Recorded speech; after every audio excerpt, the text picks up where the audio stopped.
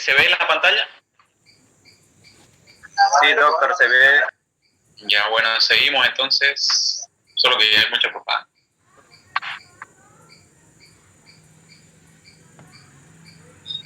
Entonces, como les decía, los síntomas principales, para que ahora hablemos de obstrucción intestinal, tiene que haber una distensión abdominal, una ausencia de eliminación de gases, ese vómito, y obviamente el principal es el dolor tipo cólico, cíclico, como un cólico menstrual, pero mucho más aumentado, y va aumentando de su intensidad.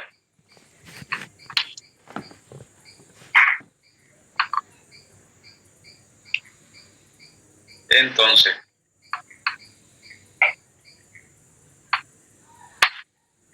la obstrucción intestinal mecánica, el dolor es tipo cólico, como les estaba diciendo, es intermitente. El dolor de inicio leve y se incrementa gradualmente. ¿Por qué es gradual? Porque va aumentando la presión y el intestino va tratando de vencer la resistencia que le está causando la obstrucción. Imagínense una manguera a la cual se le pone un peso, una roca, lo que sea, entonces el agua va a querer vencer esa resistencia y la manguera sería el intestino que se contrae tratando de hacer que pase esa agua. El peristaltismo de lucha, va a haber náuseas y vómitos, como les decía, un mecanismo compensatorio. El intestino está tan lleno de gases y líquido que tiene que buscar dónde salir. Náuseas, obstrucción intestinal, vómito frecuente, característica tipo gástrico. Aquí este cuadro está un poco confuso. Fíjense que dice náuseas y vómito. La obstrucción intestinal alta, el vómito es frecuente, es claro y es tipo gástrico. Eso quiere decir que en las náuseas y vómitos de tipo de obstrucción intestinal baja de colon, el vómito es más lento, no es tan frecuente, es oscuro y es fecaloideo. Eso quiere decir porque la obstrucción está mucho más abajo y todo ese contenido fecal que no se puede eliminar por abajo tiene que subir por intestino delgado hasta poder vomitarlo. Entonces, la obstrucción intestinal baja son vómitos menos frecuentes, son tipo oscuro y son fecaloideos, mientras que la obstrucción intestinal alta, el intestino delgado, es más frecuente, es más claro y es tipo gástrica, dependiendo de la ubicación. El paciente puede seguir canalizando gases y heces por un tiempo. Esas son las heces que quedan en el restante intestino. Fases iniciales de los pacientes son asintomáticos. Timpanismo generalizado y dolor abdominal. En la ocultación vamos a ocultar un aumento de los ruidos, peristaltismo aumentado. Y en casos más avanzados va a haber repercusión en los signos vitales. Obviamente un paciente que tiene una mecánica ventilatoria disminuida porque... Doctor, buenas noches, disculpe que lo corto. Disculpe, necesito. ¿Puede aceptar a mi compañero, por favor? Ya. Ya. Gracias, doctor. De nada. Bueno, vamos a esperar un rato más que entren los demás porque vamos a avanzar así. ¿Cuántos hay ya? Entonces, ¿ves? Las características son dolor tipo cólico intermitente, las náuseas en los vómitos en las obstrucciones intestinales altas son más frecuentes, son claros y tipo gástrico. ¿Ya? Y en la obstrucción intestinal baja, que es intestino grueso, son menos frecuentes, son oscuros y son fecaloideos. Apaguen su micrófono, por favor.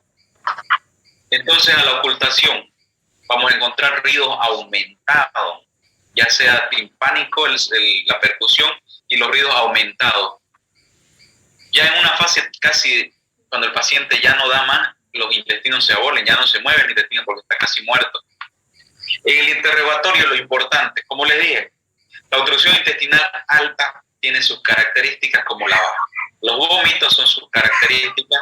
Los vómitos en la obstrucción intestinal alta son frecuentes, son claros, son gástricos. En la obstrucción intestinal baja son oscuros, son fecaloideos y no son tan frecuentes. La distensión del abdomen en la obstrucción intestinal alta es simétrica, está en todo el abdomen, mientras que en la obstrucción intestinal baja está localizado en un flanco, en hipogastrio. ¿Por qué? Porque las principales causas de obstrucción intestinal baja, escuchen bien, baja, es colon. Y el colon hay vólvulo y fecaloma. Fecaloma es un tumor de caca en pacientes que no van al baño y se obstruyen. Y el vólvulo es la rotación del intestino en pacientes que tienen un colon grande. En una diarrea el intestino se da vuelta sobre su eje y se tranca. Entonces tiene esas características. Por eso es importante en el interrogatorio hablar sobre operaciones previas. ¿Por qué operaciones previas? Porque toda obstrucción intestinal, la principal obstrucción intestinal alta, la principal causa de obstruirse van a ser adherencias híbridas. ¿Qué son las adherencias híbridas?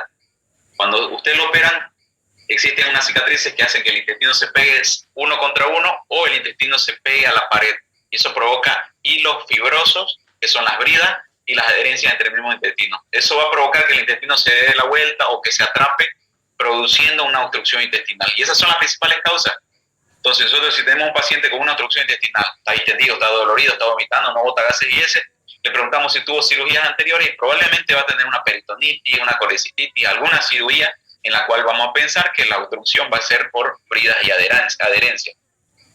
Existencia de trastornos de cáncer. Si pensamos también en problemas de cáncer, esto va a producir tipo obstructiva.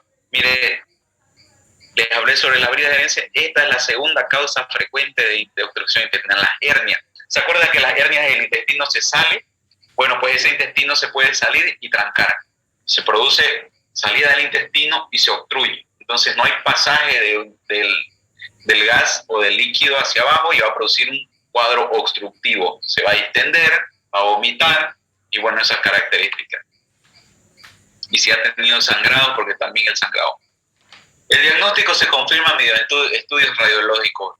Lo principal en una obstrucción intestinal alta sigue siendo la radiografía de abdomen de pie, en parado. Lo ideal es tomarle unas rayos X de pie. ¿Por qué? Porque los gases se van a ver distribuidos en la parte superior del abdomen y vamos a ver las características que tiene esto en las obstrucciones intestinales. La triada clásica de la obstrucción intestinal en el examen radiológico es asa de intestino delgado dilatada, mayor a 3 centímetros, niveles hidroaéreos y ausencia de aire distal. Las asas distendidas, niveles hidroaéreos, ahorita se les voy a mostrar qué son niveles hidroaéreos. Son el nivel que hace el gas con el líquido. Van a ver cómo se forma una línea horizontal. Y la ausencia de aire distal quiere decir que a la ampolla cecal o la ampolla rectal, perdón, no le llega gas. Vamos a ver una ausencia, que siempre tiene que haber gas en la ampolla rectal. Aquí en esta diapositiva, aquí podemos ver dos cosas características. Esto es una obstrucción intestinal alta. ¿Por qué digo yo? Porque tiene unas características importantes. Tiene la distensión, vemos el intestino, y tiene unas características. Esto se llama la imagen en pila de monedas. No sé si lo notan. ¿Lo notan? Son como monedas apiladas. Miren, sí. Intestino delgado. Se llama imagen en pila de monedas. Y es característico de una obstrucción intestinal alta. El intestino delgado se forma de esa manera. Cuando está obstruido, ustedes ven esta imagen. La imagen en pila de monedas es una obstrucción intestinal alta. La causa, bridas, adherencias, hernias, dependiendo de la característica de cada paciente. Y vemos aquí otras características que son importantes. A veces no vemos esto, pero sí vemos esto. Se ve, miren, como un intestino, se ve el intestino, pero hay un nivel aire y líquido. Aire y líquido. El aire y líquido se diferencia por esa línea. Esos son niveles hidroaéreos. Miren, niveles hidroaéreos aquí, niveles hidroaéreos acá. ¿Se ve o no se ve? ¿O no le entienden? Imagínense un globo de carnaval que lo inflan con aire o con líquido. Se va a ver en esa forma. Apague su micrófono, por favor. No estamos escuchando. ¿Ay, mira, ese auto es Aitana o es tuya? ¿Es tu auto, Aitana? Está en la calle.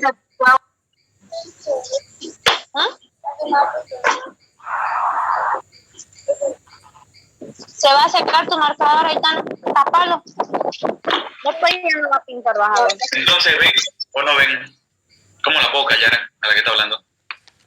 Ya está, doctora. ¿Ya? Ya. Elimínela, doctor. No sé cuál es. Entonces vemos una imagen en pila de monedas, obstrucción intestinal alta, y acá se imagina carnaval, cuando inflan el globo de carnaval con aire la mitad y mitad de líquido, es esta la imagen que verían. Líquido abajo, aire arriba. Líquido abajo, aire arriba. Líquido abajo, aire arriba. Líquido abajo, aire arriba. Eso se llaman niveles hidroaéreos y característicamente son de obstrucción intestinal alta, de intestino delgado. Ese es el líquido que no pudo pasar y el gas que está distendido en el abdomen y se nota esas características. Entonces, estas dos características vemos que se ven en un rayo X normal. Aquí miren, ¿qué ven? ¿Ven los niveles de hidroaéreo o no lo ven? Aire líquido, aire líquido, aire líquido, aire líquido. Y se ve evidentemente distendido. Aquí no se puede apreciar mucho la imagen en pila de monedas, pero está ahí. Este es el intestino delgado. Y miren aquí el estómago. Está con harto aire y tiene la mitad de líquido. Quiere decir que está obstruido. ¿Se ve? ¿Le entienden eso? Sí, doctor, se ve. Entonces graben bien esa imagen. Niveles hidroaéreos, imagen en pila de monedas. Aquí miren otras imágenes muy características de cuadros obstructivos. Miren cómo aquí se dibuja bien como si tuviera la manguera dilatada y con líquido. Miren cómo está hinchado el intestino y se ve líquido. Aquí hay gas, hay líquido. ¿Ven? Es como si lo cortáramos. Líquido abajo, aire arriba. Imagínense una vejiga con agua y aire. Aquí vemos pura distensión abdominal. Y esta distensión pues altera también la fase pulmonar, ¿no? Disminuye la capacidad pulmonar y el paciente empieza a hacer taquipnias. Aquí vemos imágenes donde se ve el intestino distendido, no se ven niveles hidroaéreos en esta imagen. Probablemente esta imagen podría ser un vólvulo, pero no se ve bien. Aquí vemos intestino tan dilatado que no se nota la imagen en pila de monedas, pero se ve el aire líquido. Ahí vemos este es un vólvulo, signo de grano de café. Entonces, en el vólvulo es cuando el colon se da la vuelta y da esta U invertida. ¿Ven cómo hace? Como si fuese una U o signo de grano de café. Si dice aquí grano de café, ¿lo conocen el grano de café? Es muy parecido a esto. Me gusta llamarlo más signo de la U invertida, en vólvulo. Aquí vemos hallazgo clásico y diagnóstico de un vólvulo de sigmoide, radiografía simple de abdomen. Este paciente es una obstrucción intestinal baja. La distensión es asimétrica, no hay eliminación de gases por ninguna razón, los vómitos son tardíos y son fecaloideos, tienen antecedentes de Chagas y uno entra y encuentra esto, que le puede dar la vuelta o resecarlo y hacer una ostomía. El estudio tomográfico, la computadora tiene una sensibilidad del 80 al 90%. Lo mejor definitivamente es la radiografía. La dilatación proximal del intestino, de compresión, es un poco más complicado la tomografía, pero igual se ve. Por ejemplo, aquí vemos distendido, se ve intestino lleno de líquido. Ven estos cortes, se ve un intestino dilatado, lleno de líquido. No es normal eso. Tiene que haber líquido, aire, y no estar redondo, redondo, redondo. No sé si le entienden, este es un corte. Aquí vemos el hígado. Aquí vemos un poco del páncreas, aquí vemos la ilíaca, la mesentérica superior, ¿la ven? Se ve la mesentérica, se ve el intestino delgado, todo doblado y obstruido. Se ve que es una obstrucción intestinal alta. La presencia de una asa intestinal en forma de U o C, en asa cerrada. Neumatosis intestinal, gas en la vena porta, opacidad mesentérica, captación deficiente del contraste, hace pensar en un estrangulamiento. Ya este es un caso complicado de obstrucción intestinal. Miren esa tomografía, cómo se ve todo el intestino grueso. No debería ser más de 3 centímetros, ¿no? Los laboratorios no son útiles para el diagnóstico, pero sí para correlacionar las manifestaciones clínicas. Un examen de hemograma completo, sodio, potasio, porque este paciente no está absorbiendo nada, ni líquido, ni sodio, ni potasio, está perdiendo por el proceso inflamatorio y se va a descompensar. Normalmente son ancianitos. Hay una leucocitosis, en estrangulación la leucocitosis sube a 25.000, en perforación mucho más, ¿no? La leucocitosis nos va a indicar el grado. El manejo preoperatorio, el paciente debe permanecer en ayuno. Obviamente ese paciente no puede comer y hay que tenerlo así, porque se puede broncoaspirar o puede vomitar mucho más. Hay que vaciar el contenido gástrico con una sonda nasogástrica. Está tan distendido que le pones una sonda y va a salir todos los gases y los líquidos. Instalar obviamente una administración de líquido, porque este paciente, como le dije, se está deshidratando, por más que le dan líquido, él no los puede absorber, no puede. Sus signos vitales, laboratorio vaginante y antibióticos de entrada. El manejo quirúrgico es estándar de la obstrucción intestinal completa. Recomienda manejo conservador en los siguientes casos. ¿Cuándo recomienda el manejo conservador? En los que no se tiene que operar obstrucción parcial del intestino delgado de 48 horas. Obstrucción que ocurre en un periodo preoperatorio temprano. Obstrucción intestinal por enfermedad de Crohn. Entonces, en esto se hace un manejo conservador porque no tienen causas quirúrgicas y cual tengamos que operar. Un paciente que se operó y está distendido, no bota gases, estamos en un hilio paralítico, un hilio funcional, obstrucción parcial del intestino. La cosa es que diferencien entre el mecánico, que es el que nos interesa quirúrgicamente, y el no. El manejo quirúrgico va a depender mucho de qué. Si es una hernia la que se salió, si es un vólvulo, si es una obstrucción en asa cerrada o si es una peritonitis y ya se reventó. Los procedimientos quirúrgicos varían de acuerdo a la obstrucción. Como les dije, las adherencias muchas veces entran y son adherencias que se liberan, se las rompen y listo, se solucionó. Pero a veces esas adherencias han tenido mucho tiempo en las cuales le han producido una necrosis, una isquemia al intestino y hay que resecar y hacer otro tipo de cirugía. Los tumores se extirpan si es un tumor y hernias se reducen y se reparan.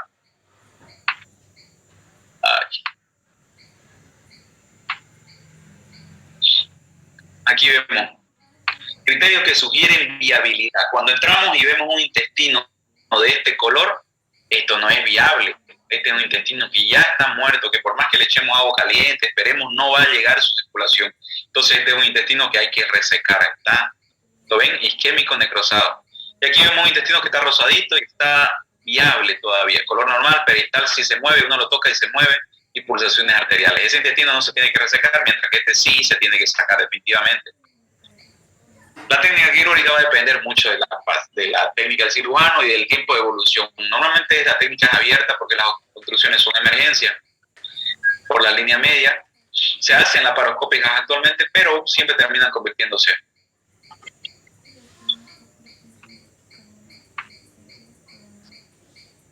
Cuando las obstrucciones son por adherencia, se efectúa una aerolisis, como le dije, se la suelta en sentido proximal. Cuando hay compresión muscular, el fenómeno obstructivo del asa es observar y ver la perfusión intestinal.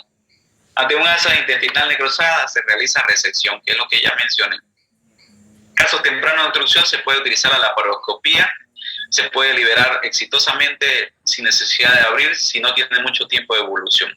Obviamente, como en toda la laparoscopía, la recuperación es más rápida, menos molestia postoperatoria, y la distensión abdominal y múltiples adherencias dificultan el procedimiento.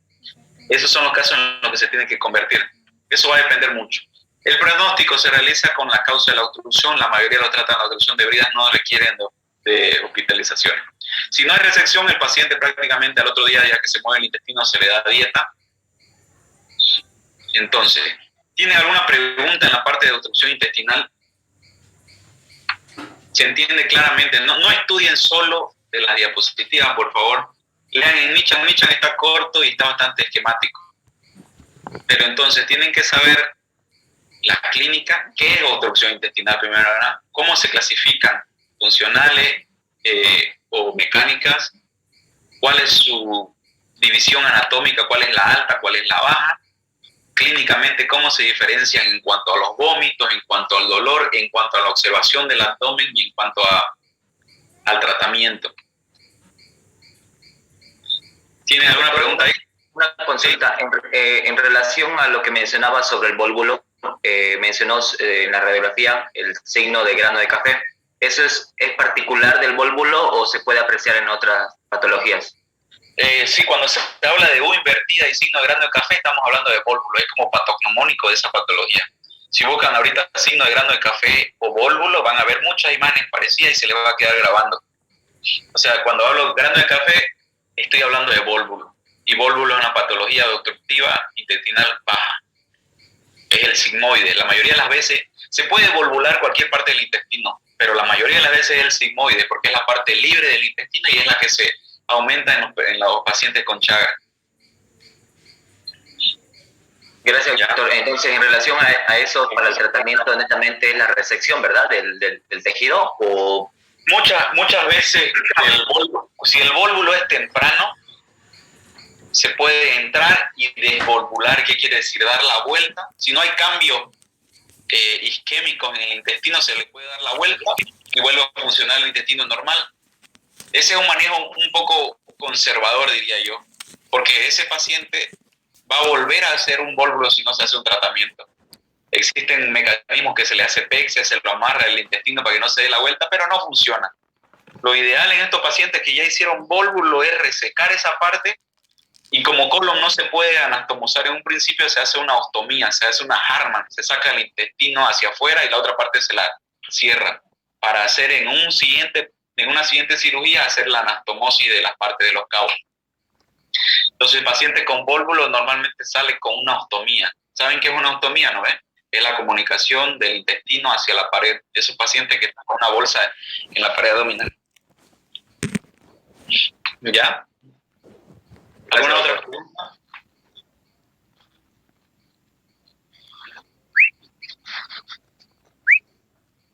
¿Alguna otra pregunta, chicos? Doctor, una pregunta. Cuando hay obstrucción, Dígame. no hay ninguna de compromiso de alguna arteria, doctor, o alguna vez una importante del intestino, como por ejemplo cuando ocurre una, ¿cómo se llama eso? Algo de mesentérico, he escuchado de... Isquemia mesentérica. La isquemia mesentérica pertenece a otro tipo de abdomen agudo vascular. Si te acordás, en abdomen agudo vascular inflamatorio es cuando un trombo o algo obstruye la arteria y esa arteria, como no puede irrigar, si se tranca en el tronco, no irriga el intestino y se muere. En este caso, la obstrucción, la muerte del intestino es por mucha distensión. Es tanta la distensión en el intestino que no deja que llegue bien la sangre ni el retorno venoso y produce una isquemia. Ese caso que vos decís es cuando hay un trombo en las arterias mismas que van y se encajan en la mesentérica superior y todo el intestino delgado se muere. Bueno, y eso va a depender mucho de cuánto se muere el intestino. Sí, doctor, porque le cuento que tuve una experiencia con un pacientito que, como yo estuve con un médico, estuvimos ayudando. ¿Ya? Y le comunicó después al familiar que ya no había, digamos, solución a ese paciente porque había tenido un infarto mesentérico y tenía necrosis ya del intestino. Pues como esa imagen que me mostró, no es ya todo necrosado, ya. Sí, ya no cuando el paciente queda, el intestino delgado tiene aproximadamente 6 a 8 metros. Va a variar mucho de persona a persona. Pero se dice que si el intestino delgado, después de esa patología que vos decís, queda menos a 2 metros, ya no hay mucho que hacer, porque vos podés repararlo, pero el paciente se va a morir lentamente con un síndrome de intestino corto, se va a morir por desnutrición, por deshidratación, por todo, porque no tiene suficiente intestino para absorber. Por eso es que cuando hay mucho más de 5 metros muertos de intestino, dicen ya no hay que hacer nada, porque si se lo repara, ese paciente va a morir en los meses siguientes lentamente. Entonces hay que dar calidad de vida, ¿no? Nos toca enfermedad diverticular, voy a empezar a hablar, ya que tenemos un poquito de tiempo.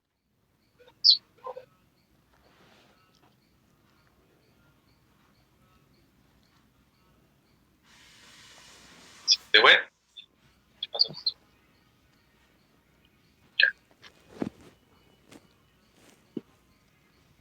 ¿Se ve o no se ve? Se ve, Ya doctor. se ve. Entonces, Se ve, doctor. ahora vamos a hablar de una patología netamente del colon, la enfermedad diverticular del colon, enfermedad diverticulosis. Vamos a hablar, ¿qué es divertículo? ¿Alguien sabe el concepto de divertículo?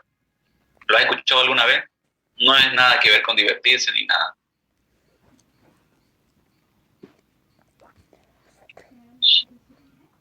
Yo siempre le digo a los pacientes, esta patología de enfermedad diverticular es muy, muy frecuente en Santa Cruz, en el Beni, en lugares donde se come mucho carbohidrato y no se come fibra. Van a ver que la causa de muchas enfermedades, patologías anoorificiales, intestinales, son a causa del estilo de alimento que consumimos en el Beni, en Santa Cruz, rico en carbohidratos, en carne roja. Todo eso va a producir estas muchas patologías que son muy frecuentes, prácticamente son del pan de cada día. No las conocen ustedes porque consultan siempre con los cirujanos y todo eso. El divertículo. Siempre le digo al paciente que imagínese el bladder de la llanta de sus motos como si fuese el intestino grueso. Y si se fijan que cuando a veces se golpea, le salen unas bolas a ese bladder, ¿no ves? Eso es un divertículo. Es una protrusión sacular de la mucosa a través de la mucosa del muscular del colon. El colon, si se acuerda, tiene mucosa, submucosa, muscular y adventicia. Entonces, en esta patología es una protrusión, es como una hernia, en la cual La primera capa, que es la mucosa, se hernia a través de la muscular, abre un espacio en la muscular del intestino y sale hacia afuera, provocando bolsas saculares afuera del intestino. Ahorita van a ver cómo es. Entonces, la definición de un divertículo es un divertículo colónico diverticular, porque la definición es la protrusión del intestino con las 3 capas. Y estos son pseudodivertículos o falsos divertículos. ¿Me entienden? Ahorita les voy a mostrar uno para que vean. Entonces, en áreas débiles de la pared del intestino donde pueden penetrar los vasos sanguíneos. Esas son las zonas de debilidad. El intestino tiene muchos vasos sanguíneos y por ahí, si hay una debilidad, por ahí se va a protruir la mucosa a través de la muscular del colon. Miren, esa es una colonoscopía. Estamos viéndolo en el intestino por adentro. Así se debería ver normal, las austras, pero aquí vemos estos huecos como si fueran de queso, ¿no? Esas son las herniaciones. Mire, la presión intraluminal dentro del intestino es tan fuerte que ha provocado esta debilidad y ha producido esas herniaciones. Y esos son los divertículos. Las capas histológicas del colon, como les dije. La mucosa, submucosa. Entonces, en la enfermedad diverticular del colon, el 90% son pseudodivertículos. ¿Por qué son pseudodivertículos? Porque no tienen todas las partes de la pared. En cambio, un divertículo verdadero, como el divertículo de Zenker, el divertículo de Meckel, la bolsa está constituida por todas las capas. ¿Me entienden? En los pseudodivertículos, en los que vamos a hablar, son pseudodivertículos porque tienen mucosa, submucosa y la adventicia o la cubierta de la serosa. La muscular está intacta, solo se abrió y pasó todo esto. En cambio, un divertículo verdadero, que si conocen y acuerdan el esófago, es divertículo de Zenker, el divertículo de Meckel, están constituidos, son unas bolsas de intestino formadas por todas las paredes. Esos son verdaderos, y de los que vamos a hablar son pseudodivertículos. Aquí vemos el colon. Ahora mire, ¿ven esos huequitos que veían por adentro del colon? Así se ve por afuera, se ven estas bolsitas. Y estas bolsitas tienen particularidad de causar patologías de distintas formas. Puede sangrar, puede hacer cicatrices, desenlozarse, o puede perforarse y salir la materia fecal y producir como una peritonitis. La enfermedad diverticular del colon tiene varias definiciones. Cuando hablemos de enfermedad diverticular del colon, hablamos de todo. Diverticulosis es presencia de divertículos en colon. Diverticulitis es la inflamación de esas bolsitas que vieron e infección de los divertículos. Y hay un sangrado diverticular, que es otra patología muy frecuente en el beni.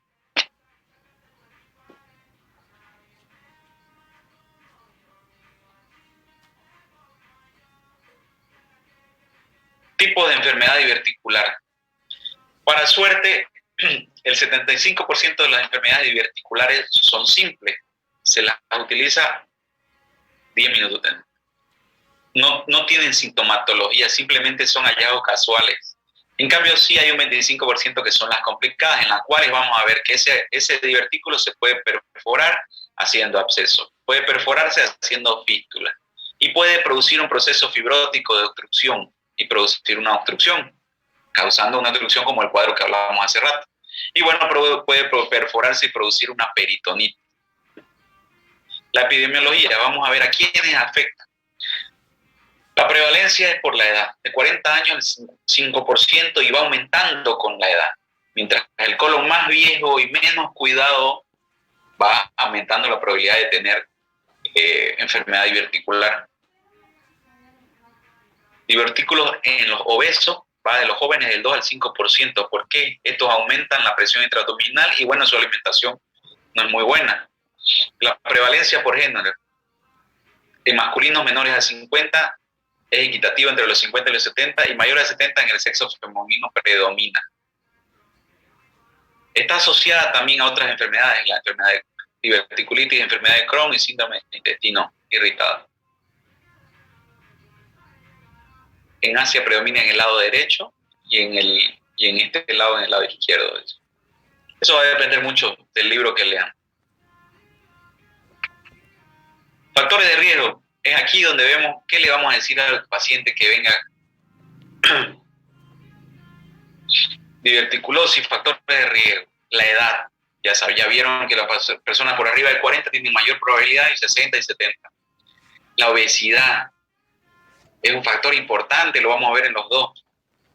La genética, hay una predisposición genética. La actividad física, el sedentarismo va a ser un factor de riesgo para que aparezca. Y vemos aquí la diverticulitis. Mire, en vez de que sea diverticulosis, lo primero que vemos que lo que se infectan son la obesidad, la edad, la dieta rica en carbohidratos, masas, como vemos en el tabaquismo y el alcoholismo.